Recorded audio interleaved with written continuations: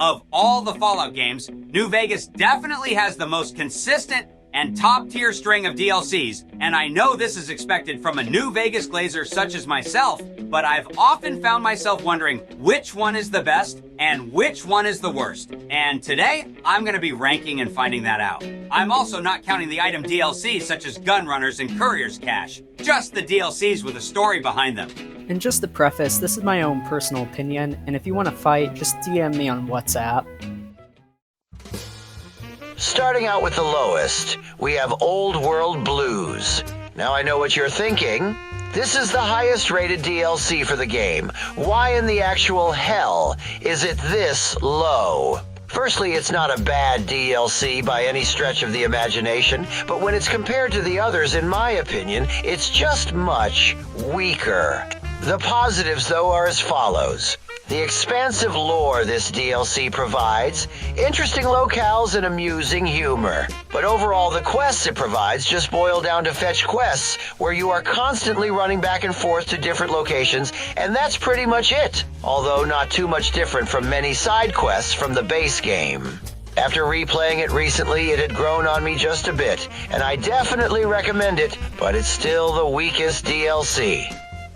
And are those penises I see wriggling on its feet? Disgusting. At number 3, we have Honest Hearts. This is an extremely solid DLC that canonically is the first one you should play. However, it does suffer from some of the same issues as Old World Blues. But this DLC takes the edge over it because of its story and just overall personal preference. The characters are also top tier, such as follows Chalk and the one and only Joshua Graham, a man with a voice and aura to make any man turn to God. This DLC follows the basic principles of a well-made expansion to the base game. A new open world, new weapons, and amazing characters and story. It just falls short of greatness with some of its quests and repetitive locations. And now we have Lonesome Road. This is the culmination of all the DLCs in the game, and it certainly puts you to the test. Despite this DLC's linearity compared to the others, it makes up for it in presentation.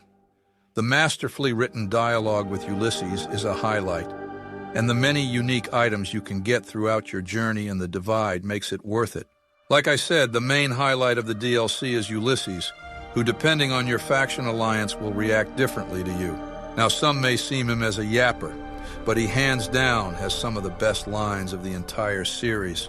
Another reason why this DLC is perfect is its length.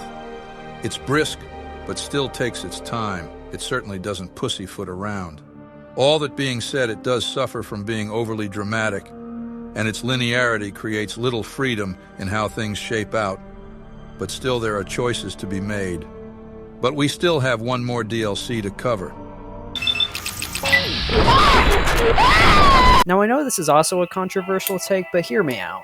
I put Dead Money at number 1 for one big reason. Now this is the main source of criticism for the DLC, but it's actually my favorite part of it. Having your gear taken away and sent to some place that rivals even some horror games is a great change of pace from the rest of the game. And the whole heist plot is cool, and the distinct characters are extremely memorable.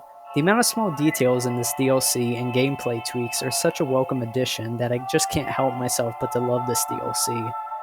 All in all, I can get why people don't like it so much, but for me personally, it's my favorite, and I think it is the best DLC for the game. Finding it, though. Oh my God. That's not the hard part. It's letting go. I hope you enjoyed this ranking, despite how controversial it may seem. Now I'm gonna go use my authoritative ability and brutalize some Freeside trash. Don't listen to him. I gotta try and take a shit.